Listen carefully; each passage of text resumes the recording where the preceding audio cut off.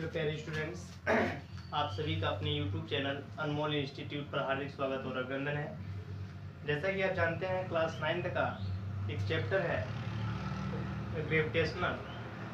इस चैप्टर से बहुत ही इम्पोर्टेंट है और ये चैप्टर जैसा कि IIT, JEE, नीट आदि में इन चैप्टर से प्रश्न देखने को मिलते हैं।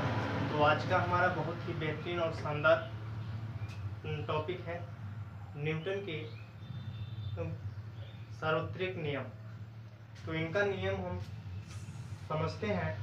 इन्होंने ये बताया कि अगर हमारे पास एक वस्तु ये है, एक वस्तु ये है, तो इनका और इनका ये जो द्रव्यमान होता है ये F के समानुपाती होता है। इसका मतलब इनका द्रव्यमान जितना अधिक होगा उन पर हमारा F अधिक लगेगा और इनका द्रव्यमान जितना कम होगा उसका द्रव्यमान उतना ही माइनस में होगा।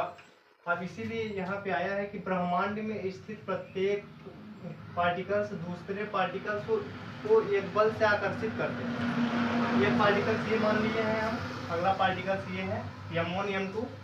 अब इनका द्रव्यमान का जो मल्टीप्लाई होगा वो F के समानुपाती होता है। समानुपाती का मतलब अगर एक राशि का मान इंक्रीज करेगा तो दूसरी राशि का भी मान इंक्रीज करेगा। मतलब एक राशि का मान अधिक होगा तो दूसरी राशि का मान भी अधिक होगा।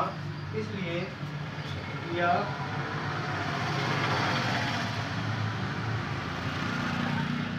समानुपाती M1 M2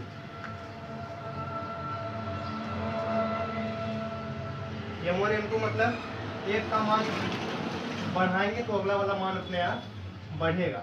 M1 M2 हो गया। इनका अगर हम मल्टीप्लाई करेंगे तो F के इक्वल होगा। मतलब F बढ़ाएंगे तो M बढ़ेगा। तो मान लेते हैं एक वस्तु ये, एक वस्तु इनका मल्टीप्लाई कर देंगे तो F के इक्वल हो जाता है। अब यहाँ से यहाँ तक की जो लंबाई है R, ये F के व्युत्क्रमानुपाती होता है। मतलब जो R का वर्ग होगा वो F के व्युत्क्रमानुपाती होता है। मतलब F R का मान अधिक होगा तो F का मान माइनस में जाएगा, मतलब डिक्रीज होगा। तो F रिसिप्रोकल में हो जाएगा 1/r²। इक्वेशन फर्स्ट मानते हैं इसको मानते हैं इक्वेशन सेकेंड। अब ये होता है हमारा, लिखेंगे हाँ, इक्वेशन फर्स्ट व सेकेंड से F प्रोपोर्शनल M1 M2 अपान, अगर ये समानुपात को हटाएंगे हम तो हमें एक नियतांक मानना पड़ता है।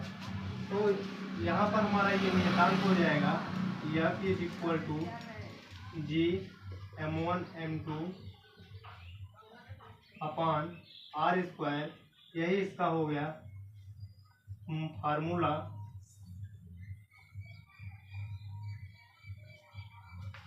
एक बार मैं फिर से नियम को बताता हूँ।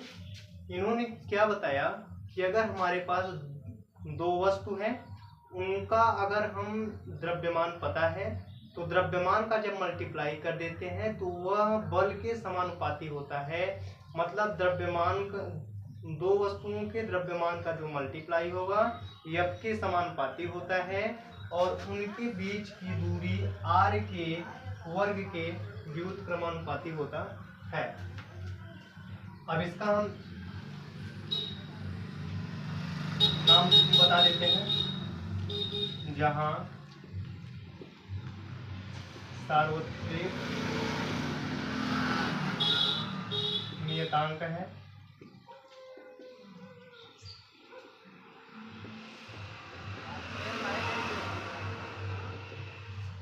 M1 व M2 वस्तु या पार्टिकल्स का द्रव्यमान है,